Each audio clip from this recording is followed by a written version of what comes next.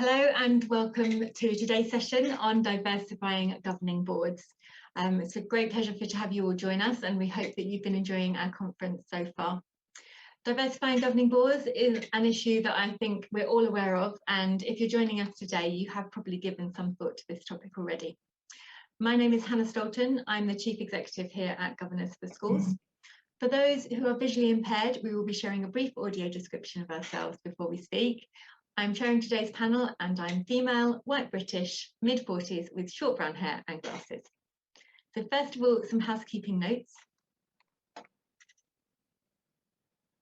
Thanks. So to give you, just to give you an overview, we will have closed captions available so you can turn them on yourselves. The speakers have been invited to give a short verbal description, as I said. The chat function is disabled, however, you can post any questions that you might have into the Q&A panel. The session is being recorded and links to the video we sent out, and we'll also send out, we don't have slides for this session, but we can send out resources and contact details of our guest speakers. We have one day left after today of our conference, so please do continue to like and share the content that we have on social media. Our hashtag is GfS Conference 21.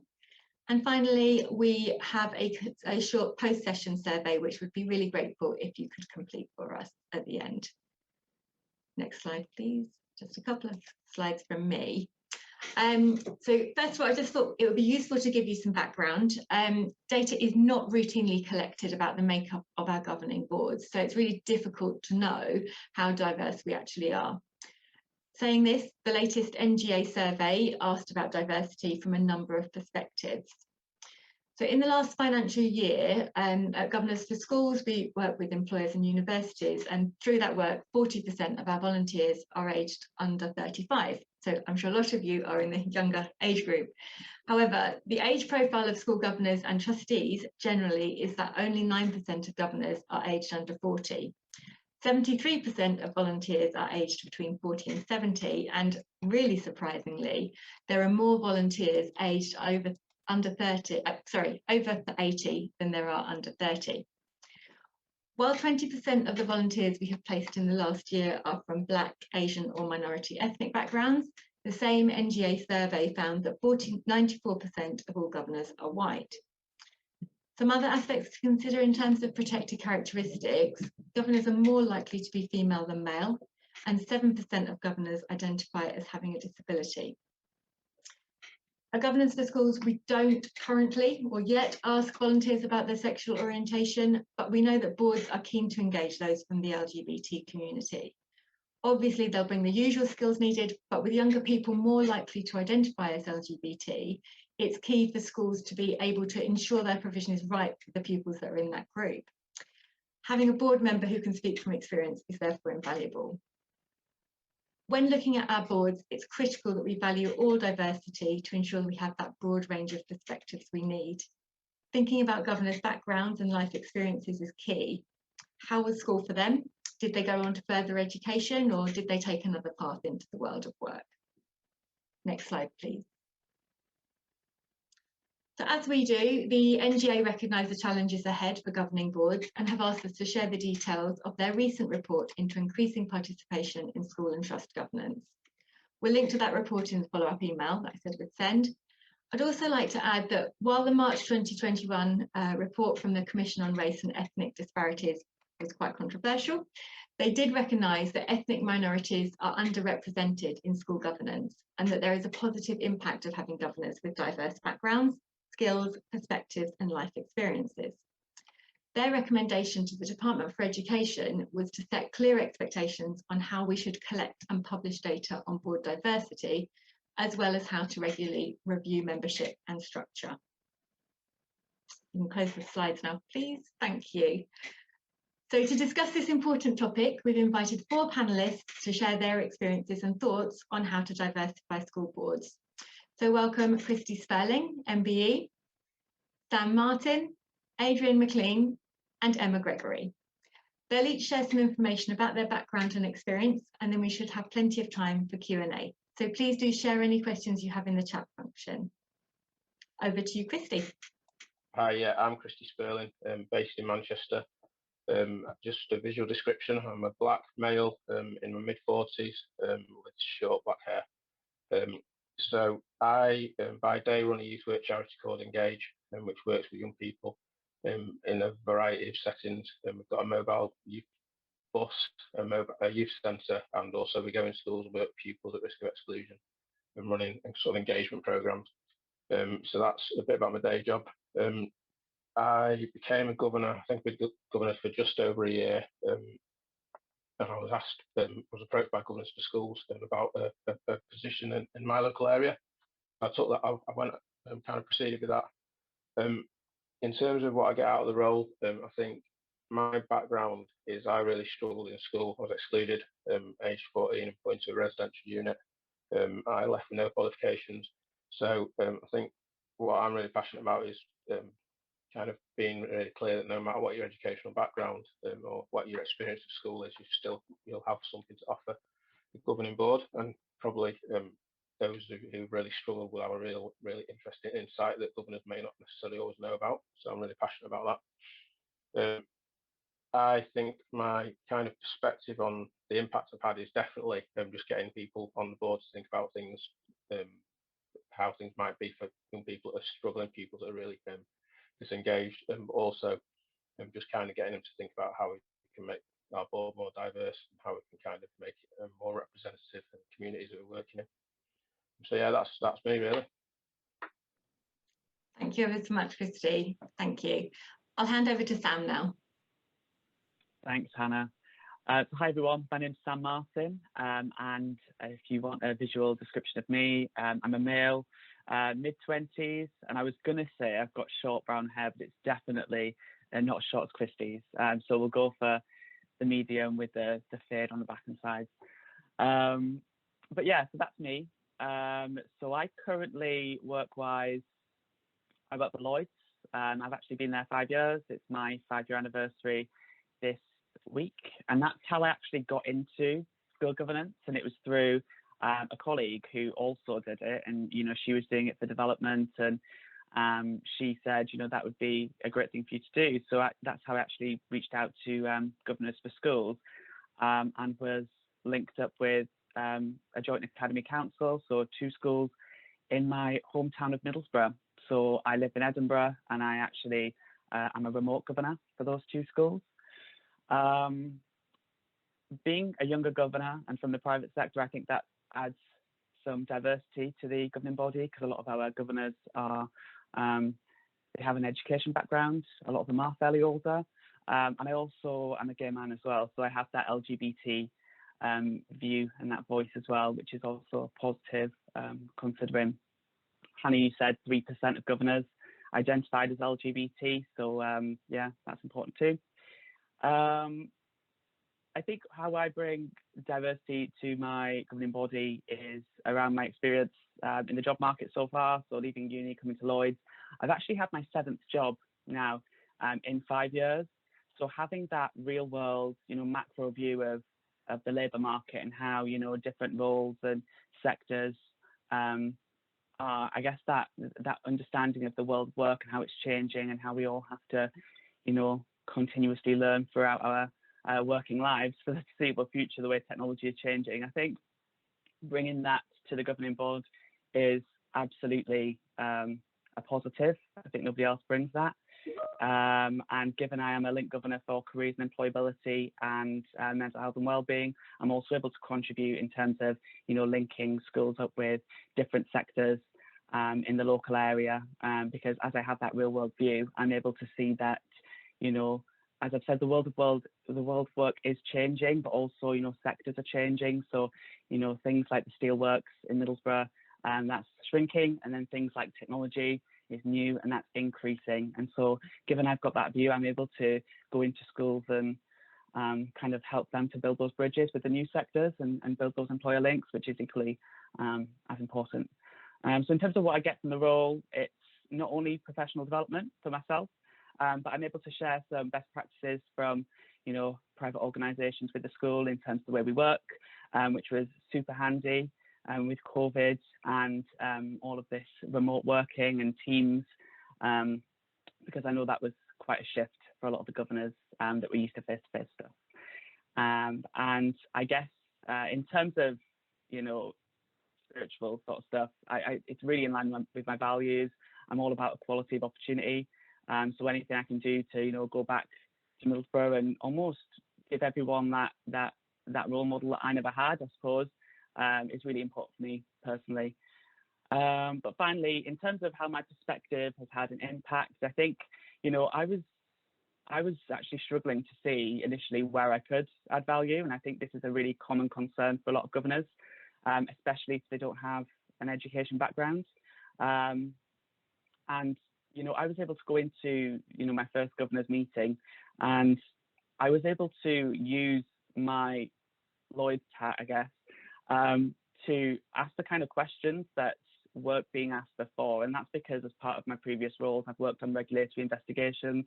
So I've been able to, you know, be on the receiving end of questions from senior leaders in terms of, you know, what are we doing? Why are we doing it? How are we showing to the regulators that we've given this a lot of thought? And I've actually been able to take those questions and take that skill set and apply that into the school environment to really challenge the leadership in the schools and hold them to account. And I guess, yeah, that's how I've been able to, you know, make that impact from day one. And that's quite surprising, but, you know, it's a good thing. Yeah, but that's me. Thanks, Hannah.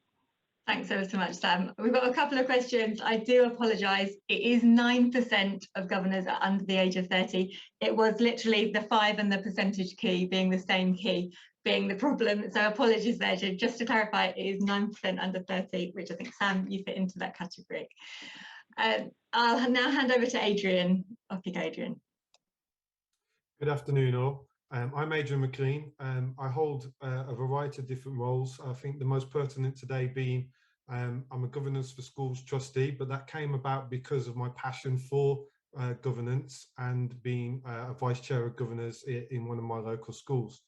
I'm also a multi-academy trust leader in the West Midlands, and for the visual description, I'm a cisgender male and of Black, Caribbean and white British descent. I'm in my early 40s and have a clean-shaven face and head. So I'm here today to share with you my background and experiences on becoming and being a governor, and how we can encourage diversity, equity, but most importantly, it's all about inclusion in governing boards around the country. I'm privileged to sit here, as I've already outlined, as a trustee for Governance for Schools. However, such privilege hasn't always been afforded to me. As a child growing up in the 80s, my family lived below the poverty line. My parents didn't have the best education experience. They hated school. They were very anti-school, and they left school with nothing much to show for themselves. They worked jobs for a pittance, and that was when they could get one of the unskilled jobs that were going during that era of recession. However, my parents wouldn't allow that for me. They pushed the narrative of education, no matter what their thoughts were. They pushed the fact that the only way for us to get out of that was to do something with education. They pushed me to do the best at school, but most importantly, they taught me lots about the civic virtues, particularly acts of service to others and volunteering. And that's what got me to want to become a governor. Through watching them and experiences that they put on for people. They didn't have much when we were young, and they gave up their time. That's what they had time. So they gave up their time to set up a little league, which was a free football league of 6 teams for children between the ages of 9 and 13 to be able to play football for free.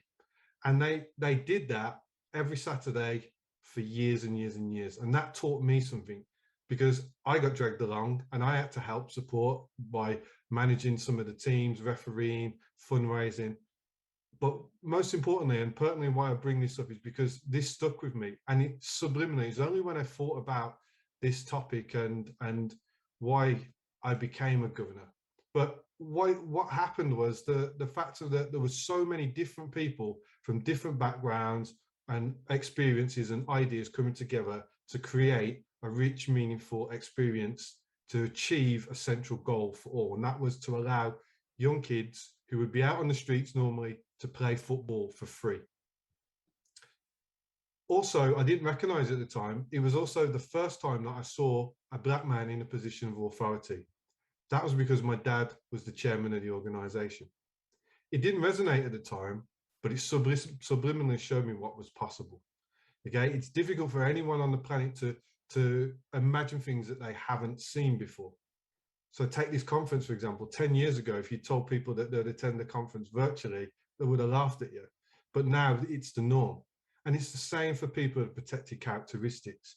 When you do not see people you can identify with, you can become intimidated. And people's default option often is to say, this isn't for people like me because they haven't seen it, or they question themselves about the judgments that others will make about them. I'm here to show everyone that this statement's not correct. My whole professional career has been about disrupting the status quo. It started out with me personally becoming a teacher and challenging myself to change that narrative. Through 17 years of formal education, I never once met a teacher that looked like me. That's a travesty. I definitely didn't meet anybody that ran or led organizations or were in a position of authority who looked like me. So that drove me to want to do better and want to change that narrative. Within my day-to-day roles, most of my questions start with why. Why do our governing board, leadership team, curriculum look the way it does? Why are we continuing to do the same things repeatedly if we know it's not making a difference? Why is the community not engaging? I was once asked if my favorite word was why, to be fair. But I feel that we have to ask that question because it's important to understand the cause, not the symptom. By asking why, we have to dig deeper. We can't just say, oh, well, we tried that and it didn't work. As I outlined earlier, I initially became a governor because of the work that instilled by my parents and the acts of service. But once I got into education and teaching specifically, I realized that being a governor was where it happened. I wanted to be in the room where it happened. I realized early in my senior leadership career that the governors were the ones who set the strategic journey for the school. And on my visits as a leader, where I delivered reports, I mostly saw white males and the occasional white female there too, just like the stats that you've heard this morning. I wanted to change that. But like as the famous quote says, you have to be the change that you want to see. Throughout my whole time, and one of the things I'm really dedicated to, like many people around here, is that I campaign, speak, coach and educate on inclusion coming first. Through my own perspective and my own experiences, I've learned that people need to feel included, because if we don't feel included, we never get diversity. We never get true diversity anyway. That's the key. We've got to make people feel welcome, invite them to be part of the discussion, find out about them. And most importantly, as I've already outlined, listen to their why. Why do they feel marginalized and not included? Why do they feel that this isn't for them? In education, we often hear the term hard to reach. They're not hard to reach, it's just that we aren't asking the right questions or prepared to listen to the answers that they're giving. When we do listen, experience tells me that we have more in common than we know. As a governor at a multicultural school in the West Midlands, I feel it's vital that the governing board is representative of society, as well as the community that it serves. This allows the community to feel that A, it's represented and can be heard, but most importantly, utilises the presence of people from the protected characteristics in positions of authority. As I've already said, schools and governing boards can be intimidating places for people who do not fit the profile of being a white male. This isn't me bashing them, as you've already heard, the stats tell us that. But some of my biggest advocates have come from that demographic. And it's really important that we advocate, we are allies, and that we are working together to make sure that we change the current approach. Because this approach simply replicates what we already have.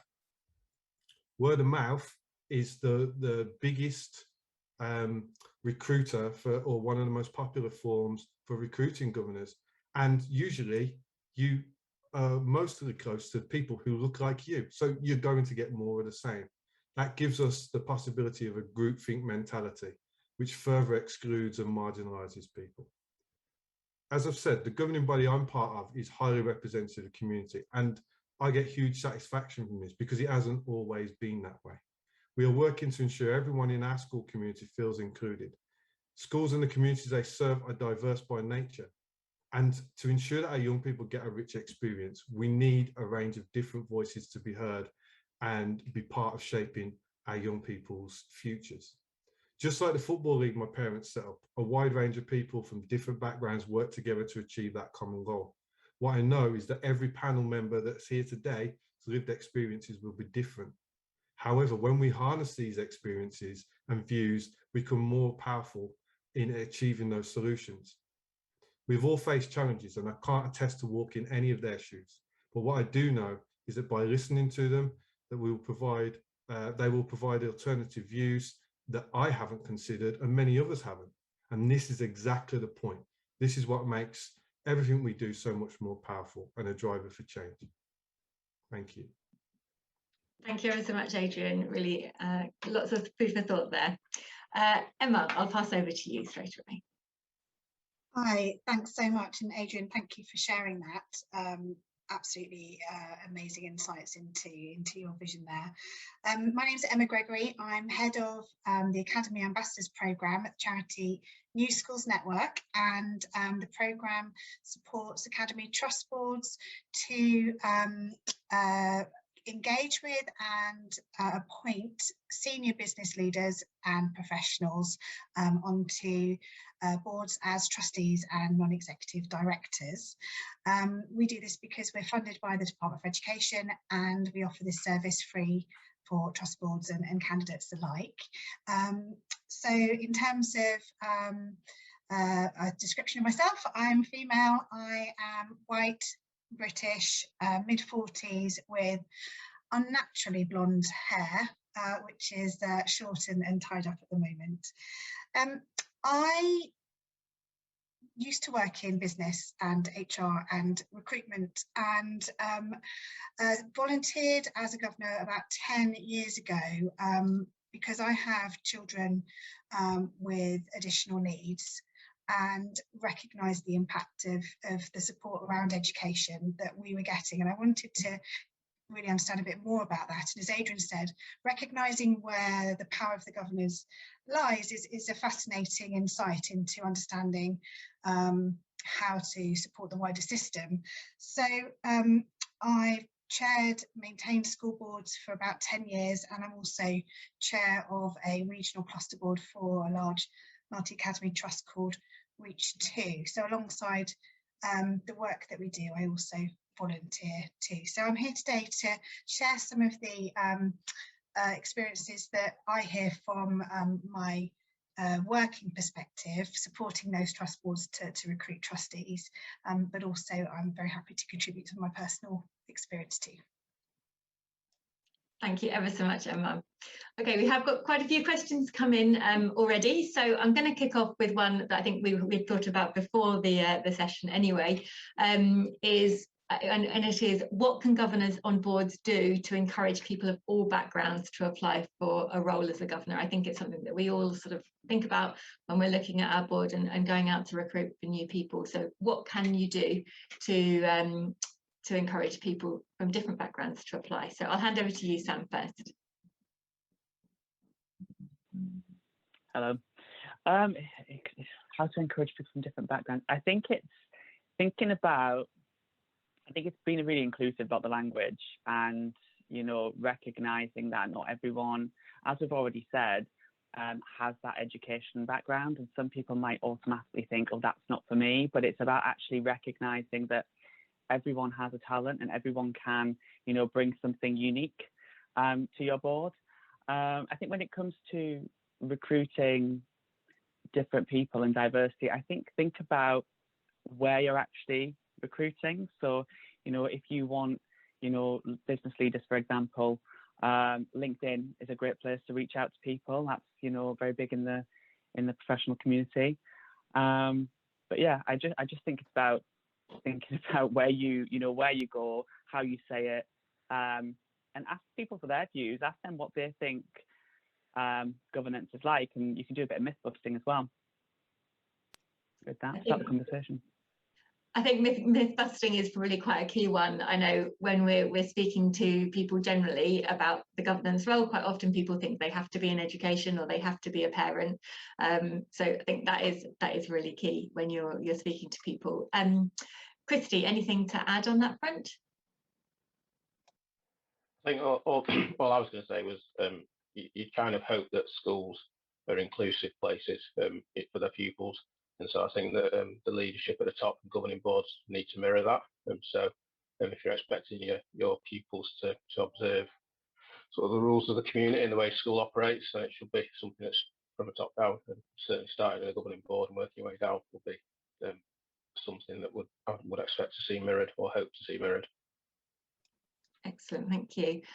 Adrian, Emma, is there anything that you've seen in practice that has really worked to make to access a more diverse group of potential volunteers for governing boards? Yeah, absolutely. I think it's about knowing the sort of questions people will ask of themselves when they're thinking about an opportunity and thinking about how they want to give their time to a specific organisation. And so I think it's really important to anticipate some of those questions when you're framing the opportunity. So what is it that you as a board want to be changing, shifting? How do you want to do that? What have you done so far? What's worked? What hasn't worked? Really need to be able to help people understand the difference in the impact that you're looking to make as a board, but also how they as an individual can bring their own individual benefits to that mission. I think it's very easy to think, oh, I might not just describe some of the challenges just yet until they get on board. And actually, a lot of people really want to make a difference very early on. And so if they can understand what they can do and contribute, I think that's really powerful, and not being afraid to be very open and honest about some of the challenges that the board is facing. Excellent, thank you. Adrian, did you want to come in? Yeah, please. I think the key word really is inclusivity, and Christy already touched on it, but I'm going to go in and be a little bit more specific and a bit more direct, because this is what I do. You have to take a good hard look at yourself. It's no good saying that we want to be more diverse and we want to be more inclusive. You have to take a look at yourself, and that starts with the policies that you put out there as a governing board or that you ratify. So you need to live by those yourself. So it's no good saying, oh, we're an inclusive school, but actually, are you practicing what you're preaching? Okay, so that's the first thing. So one of the key things is, are we truly inclusive? And you need to audit yourself, and you need to look at yourself. So that may start with looking at the language that you use in terms of people at the board. That may be around the policies that you use, where you advertise, who you talk to, how you make yourself accessible to people to myth bust some of the things that are there. I think we're talking about lots of different things about the structure of meetings, as an example. When are they on? Because that's about being inclusive. Because if they're on at 5:30 and you're looking to engage parents, and some parents can't come because there isn't anybody there to look after their children. But if you think about use of a remote governor or using virtual methods, then that's more inclusive. So you need to talk to people, you need to go out there and you need to ask some questions. But before you do that, you need to reflect on yourself. So one of the things I say, you need to do the inner work before you do the outer work. So asking yourself as a board, what is it that we do really well? What are we not doing really well from those diversity and inclusion points? Thanks, Adrian. We've had a couple of questions around the remote governance sort of angle as well, and how that can promote diversity. Sam, you're a remote governor. I think you're based in Edinburgh most of the time, but we placed you in a school in your hometown. Is there anything you want to add about that, just specifically around remote governance and how it makes it more accessible? We've actually got a remote governance session as part of the conference tomorrow morning at 8 o'clock. Just going to plug that. Good plug. But I think remote governance, we can't underestimate the power of it, of virtual methods enough. I think it gives people that ultimate flexibility. to, you know, it allows them to really conduct their role around other commitments, whether it's at work, life commitments. If you have any skills gaps that you establish and you're in a remote part of the UK, remote governance actually allows you to engage, you know, people that are able to fill that gap, and it doesn't matter where they are. They could be in London, they could be in another city, because I think, Hannah, we've said before, haven't we, that, you know, we've got such an a large supply of potential want-to-be governors in places like London, and, you know, they're crying out for spaces, and you can link in with those kind of professionals who could really, you know, add value to your governing board. But yeah, I think it's flexibility. I think it's it's just ultimately flexibility is the big one, I think, for me. Excellent. Is there anything that you want to add on the trustee level remote governance, Emma? Is it something that you're seeing more of? We've seen an amazingly successful transition to that, obviously, during the pandemic, but I do know that boards are now really reflecting on the longer term model. I don't think there's a wholesale shift back to the way it used to be, and I think that's a really positive thing, because I think boards are talking amongst each other about what is working for them as a board, and that's really speaks to what Sam was saying in terms of thinking about the individuals, and Adrian in terms of what is right for specific individual peoples and boards. There is talk of hybrid models a lot, and I think there's going to be some trial and error over the next year about what works and what doesn't. But I think the great thing is that boards are absolutely talking amongst themselves and recognising the benefits that being more flexible has brought to both encouraging people to join them, but also to retain them, which of course speaks to the earlier point about longer term inclusion and retention. Excellent, thank you. Christy, did you have anything to add there? No, I think nothing. Okay, lovely. I would like to talk about retention a little bit, because I think while we sort of had talked about how we go about recruiting people a little bit, is there any key ideas that you would like to share with the audience about how to best retain people once you've got them on the board, how to make sure that they stay with you? So I'll pass you over to Christy on that one. Oh, and then Adrian. Sorry. I think one of the things that happened when I became a governor I found really helpful was I was did a buddying system. So I was allocated another governor who had significantly more experience than me. Just to kind of ask questions. A couple of times before meetings, they phoned me up just to check that I knew what was going on, make sure I understood all the papers and everything, and just to kind of just check in with me. And I found that really, really helpful, because I've never done it before. However, I've done sort of governance stuff in charities and that kind of stuff, but I've never done school stuff. It's quite a unique sort of unique set of skills. So I found it really helpful, and it's quite a simple thing to do, isn't it? Just to agree to kind of check in with someone for the first sort of 6 months of being a governor. So yeah, I think that I'd really encourage people to do that if they can, because I found that really helpful. Absolutely. I think buddy or a mentor is a really key part of the induction process. Adrian, you wanted to come in there as well. Yeah, I was going to say exactly the same thing. You know, I think shadowing, working with someone who's more experienced as a governor is really, really important. I think one of the other key things is reminding your education staff that often governors are lay people, they're not in education, and we need to, because in education we love an acronym, so we need to remember that they don't know what they are, so we need to talk in lay speak. So one of the things that we've worked on as a governing board is to make sure that it's the reports and speech is always written in as simplest terms as possible. It's not written because everybody doesn't always know what SENDs or PP or all the other acronyms that come out. It's an absolute minefield, and that puts people off before we start. So that's one of the key things. A comprehensive induction program and shadowing and working with a more experienced governor is part of that. And I think it's really pertinent that someone from the governance leadership team of either the chair or the vice chair, or someone who leads the committees, constantly touches base with all governors to make sure that they're okay. Is there anything that they're struggling with? Is there any areas that they need to improve? And to signpost them towards some training if they do need that. So I think those things all help to feel included, because as Sam, I think it was, outlined, people feel like governance is this magical thing that people can't do and they don't know and only certain people can do. And actually, when you pull the curtain back, we all can do it. Thanks. Sam, was there anything you wanted to add on that front? Yeah, I think we've started to touch on it, and I think it's about, you know, keeping sight of the motivations of your governors, because, you know, sometimes everyone has different motivations for doing it.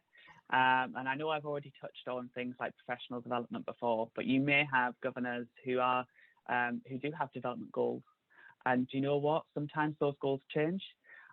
So, you know, we've already discussed checking in with your governors, and you've talked about, you know, additional training if needed. But I think, you know, you're all in a really good position to mould a lot of these governance roles around the motivations and the development goals of a lot of your board members. So maintaining that two-way conversation and remaining flexible, not just in terms of how everyone does their role, but in terms of how you all work as a team as well, will really help to retain a diverse board. Yeah. I think that's a really good point. I know we've just recruited a new governor on our board, and she was very clear about her motivations when we had that initial interview with her, and making her the link governor in that area has really, I think, motivated her further to get involved. Emma, did you have anything you wanted to add? Sorry.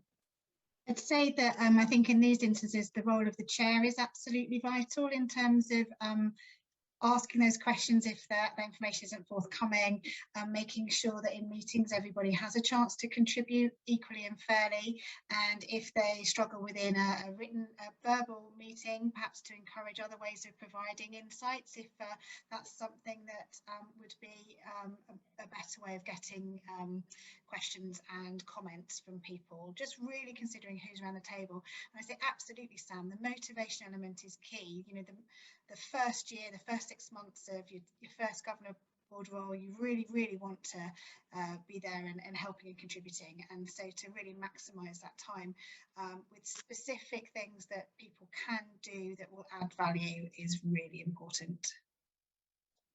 Thanks, Emma. And actually, that really echoes something that was said on a previous conversation during the conference around the fact that with head teachers moving to more verbal reports rather than written reports, it's actually making governance more accessible in some ways to people. You know, less time in preparation. Obviously, you have a lot of documents to read already, but actually sometimes having it verbally is better for a governor than it is having it written down. So interesting, thank you. We have a question around, do panel members feel that there is an impact on governor diversity from the physical location and timings of meetings? I think we've touched on it a little bit. Parents, staff, those working full-time with varied access to technology, how might we be including and excluding certain groups, and how do we get around that? Anyone would like to go first? About how to I think I'm just thinking out loud. I think it's a really good question, and it's something we should all be considering. And again, I think this is where remote governance comes in, being virtual. I know a lot of our meetings are on a Tuesday afternoon, which, you know, it's fine for me. You know, I work for a bank. They're very supportive of me being a governor. However, you know, I think it's important for us to realise that not all employers are, especially if people are of working age and you want to get that, you know, those younger people in there. But I think it was Emma, you talked about having a hybrid role, moving towards a hybrid model. Sorry. So yeah, that's something that my board is going to definitely experiment with going forward, because we are a joint academy council. So we're actually going to have people who are being face to face every single meeting, but then we're going to encourage whoever needs to be to dial in virtually every single time. So it's actually quite inclusive. If everyone, even those who are face to face, everyone sits with a laptop in front of them, it's really inclusive of those who can't be there, and it helps to make it a little bit more accessible for those who are a little bit restricted in terms of diaries. Does that answer the question? Is there anything else? Was there? I think so. I think the remote element, yeah, is key for that. Thank you. How about, I mean, I think we're all here today, and probably the people listening in today have already started thinking about the values of diversity on their boards. Is there a problem with other board members who maybe aren't fully aware of it? Is there something that they can do to bring the conversation forward? Is there something that you think it should be on an agenda item, or is there things that people should be discussing with their boards, maybe in succession planning? Adrian, would you like to go? Yeah, sure. So pick up the succession planning bit first. I think it's about continually auditing where you are and what your board looks like. Does it reflect the society that we live in? And you know, I know that there's some areas of the country whereby they are very one demographic, or you know, they're not diverse. So I think we need to be mindful of that, and then we have to ask ourselves, how do we change that? How do we get alternative views? Because we have that very real situation of groupthink. If everybody around the table looks the same, comes from the same background, then nothing's going to change, and we're going to marginalize groups. So that's something that we have to really think about as a board. How can we do that? Remote governance is a suggestion. Use of governors for schools with very specific remits to recruit, that's a way. Thinking of how you can be different, how can you approach different people or get different audiences. So one of the things that we did as a governing board is that we went to we posted our vacancies in the church, in the mosque, in the Gurdwara, because we wanted people from all of those communities to be on our governing board, because that's our school community. So we thought about those things.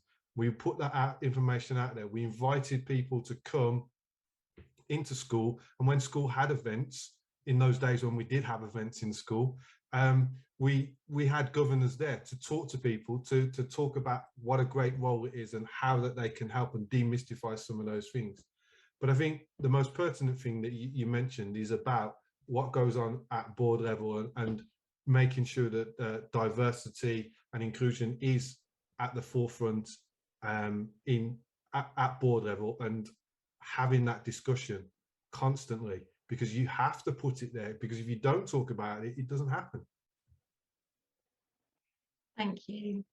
I've got a question about whether any of you have got an equalities link governor on your governing boards. Is that something that any of you have? No, Sam? Is it so? Yes, Adrian, again? Sorry. Yes, we've just done that. We've got an equalities link governor. So starting this year, we have an equalities link governor, and that is to just basically say, does DEI run through all of our policies? Does it, and what does that look like in practice? That's what their role is to do. Okay, so we say that we're inclusive, we say that we're operating in equity, and we're saying that we're diverse. Where's the evidence? Show us. So that's what we're doing to do that. And you know, it's been really well received by the staff and also the school community. So I'm looking forward to seeing the results of it as the year goes on. I think part of the question as well was about how whether it should almost be like an agenda item. I'm not talking about our governor, the governor role that I have, but as a charity, we've basically started every board meeting now we'll have a discussion, and it's on the agenda, and it's just in everyone's heads, and everyone's thinking about it in between meetings. I think it's been really, really positive, and we have actually got a lot better at making sure we're more kind of diverse and equal opportunities and that kind of stuff, because it's something that's in our head all the time. So I think it's been really positive if you put that down as an agenda item. Okay. Christy, can I just ask, as part of that agenda item, what questions are you asking yourself? Just whether, just whether the makeup of our board reflects the communities we're serving, whether it reflects the sorts of people that we're working with, and also whether whether the people that are on the board have an understanding of the communities we're working with. And it's all kind of interlinked, isn't it? If you're taking people from the community you're working with, as a board, you get more of an understanding of the issues that you're facing. Excellent, thank you. We've got somebody who is a governor on a Catholic multi-academy trust, so have foundation governors and trustees in the majority. They struggle to get, I guess, to broaden the diversity of their local boards and their trust boards, while also adhering to criteria that's set out in their governing documents, so that they have to be a practicing Catholic. Any examples of where that's worked in the past, with maybe trusts that you've worked with them that have sort of managed to make an impact, have an impact on increasing the number of the diversity of their boards? So at board level, which is where the Academy Ambassadors Programme works, there's often space in the articles to allow for a variety of backgrounds from those respects. So there's, while there might be a majority of foundation, there's always space for people who also just believe it, support the ethos of the trust, but perhaps do not necessarily fulfill that criteria. I think one of the things that's really important again is to pick up on something Adrian said, which is we need to ask the questions of the right people in the first place. There are a lot of people who would like to be involved if they are just asked, and I think that is the big question, or the big challenge, is that there's definitely nervousness, and I've spoken to some amazing people across sectors who say that it is, you know, you might feel awkward asking the question if you're looking to diversify in a certain ethnicity characteristic or religion characteristic, but ask that question, because the answer could be yes from that person, because they might not come to you without you being approachable. So I think that's all I would say at the moment. It's really difficult because you're asking people to change and be slightly uncomfortable with what they've always done. But I would really urge them to yeah, be 10% braver. I think that's a really good point, Emma, actually, and I know Hannah and I had a discussion before around LGBT governors and the low percentage of governors who identify as LGBT, and I couldn't understand why, and I don't know if it's a generational thing, but I'm actually going to take away an action off the back of this to engage the LGBT network within the bank, because I also think there is an awareness thing. People just don't know that option can be available sometimes, the opportunity. So yeah. Excellent. Ask the question. Adrian? I'll try not to be too controversial here in what I say, but by the virtue of saying that someone has to be a practicing whatever, that is not inclusive. That is actually quite discriminatory, isn't it, when we take it to its most basic level? So what I would implore any board who has that in their articles is to reconsider that, because you're excluding a huge amount of people right from the off that can't be part of that, because actually they don't meet that criteria, but they meet every other criteria. So that's an issue, and that's a problem there within itself, because what you're saying to everyone is actually, we don't want you because you're not from this particular demographic. So yeah, I'll stop there with that bit. But actually, when you look at most schools now, whether they're from a faith demographic or not, most people who go to those different schools, not necessarily they're you know, people of that faith, but yet they're sympathetic, as Emma said, to the ethos, and that's what the important thing is in my mind. And I feel that we have a duty to challenge some of these historic viewpoints that we have. And so I would recommend that they went back and that they really thought about that particular point and whether that was a positive or a negative. Thank you. Any other comments on that around church schools or faith schools? No? Okay. I have got a question around the aspects of diversity that are not visible or immediately apparent. I think that is probably something that we need to think about.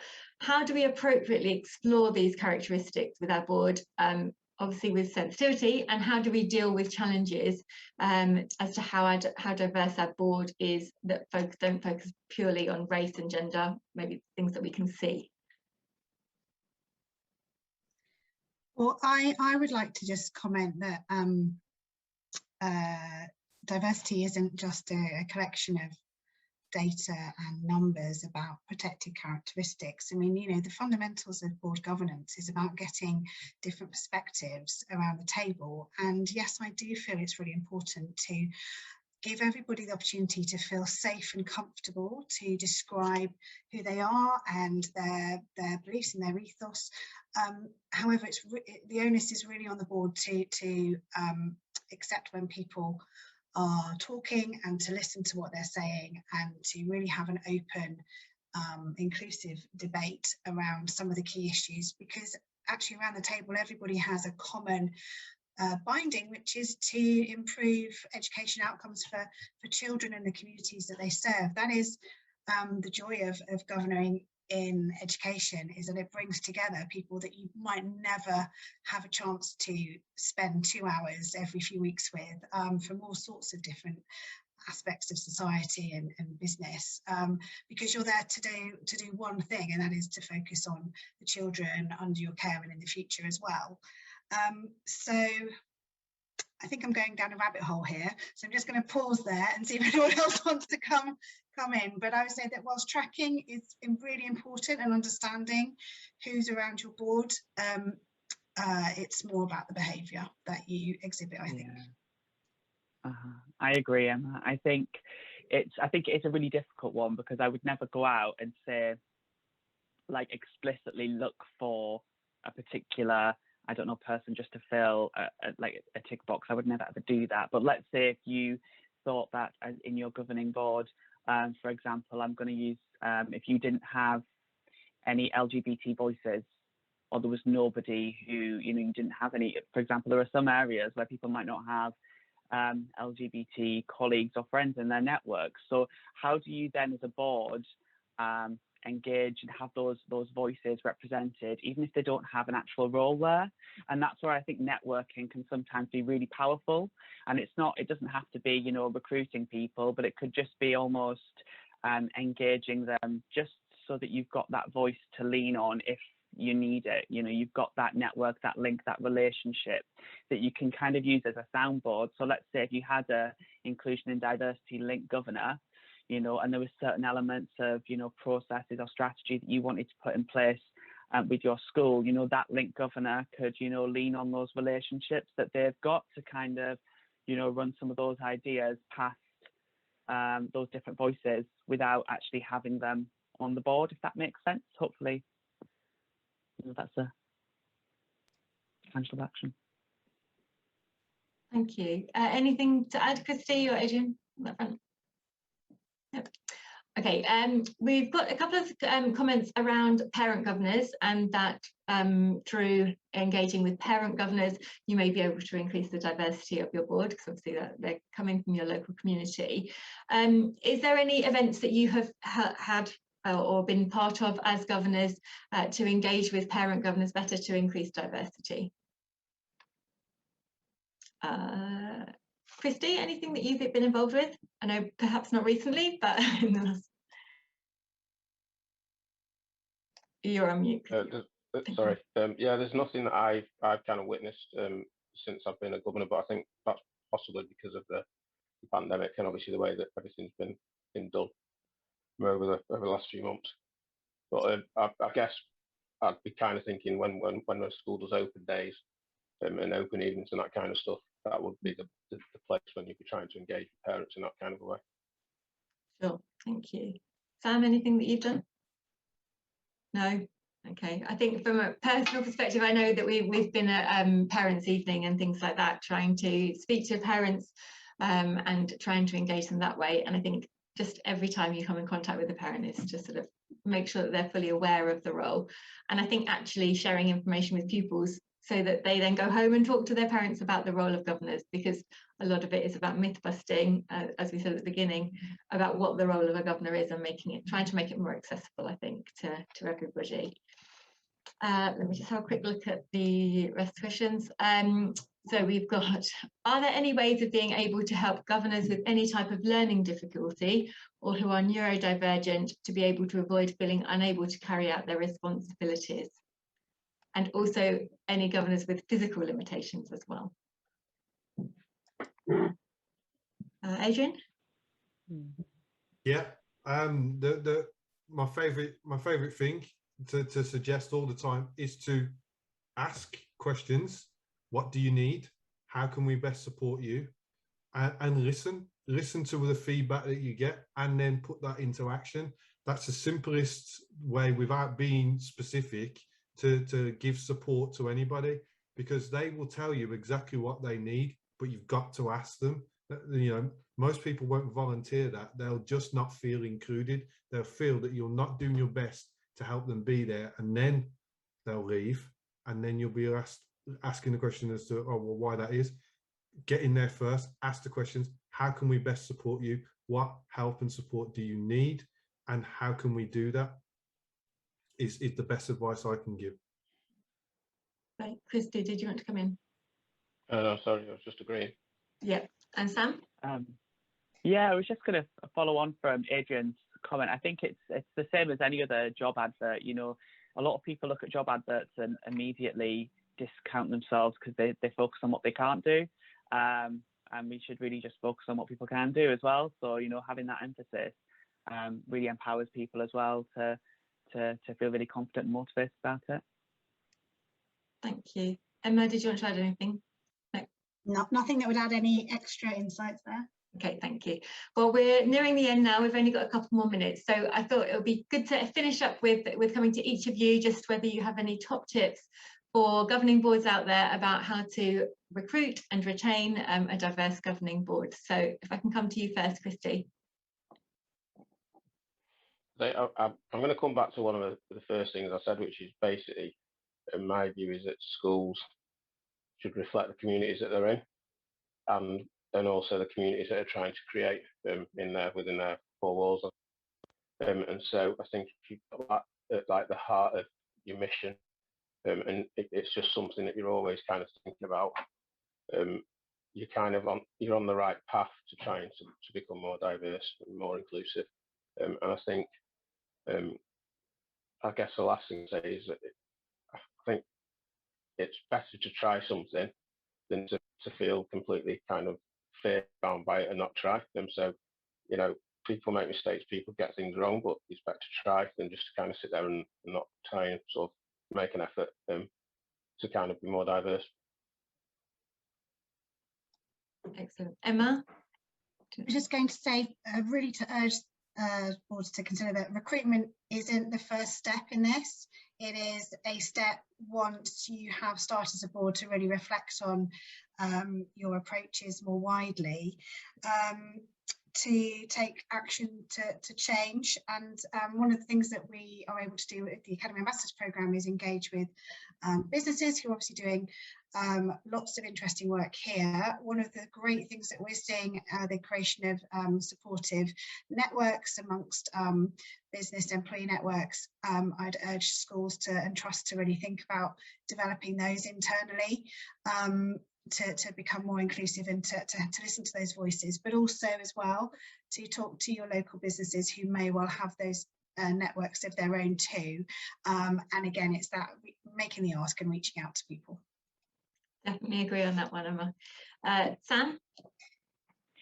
Really quickly, just remain flexible, keep that two-way conversation, and experiment. You know, we live in a crazy world with the pandemic, and you know, experimentation is so important. Thank you. And Adrian, to finish us off. Yeah, to keep the diversity inclusive agenda at the forefront, keep asking those questions, keep examining the answers and the evidence that you have in front of you. Listen to a range of views from a wide range of people in your school communities. and be mindful of the language you use. Always try to use neutral language where you can. That promotes inclusivity.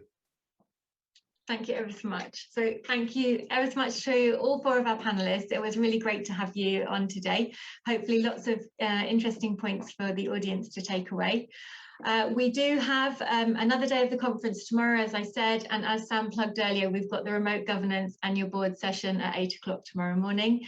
We've also got a session on the future of school governance, which Emma will be joining me on, so that'll be good. And at 4 o'clock tomorrow afternoon, we will be launching our new campaign, All Pupils, Every Ambition. So please do sign up for those if you can. Thanks again to our panelists. Really appreciate your time, and everybody have a lovely afternoon. Goodbye.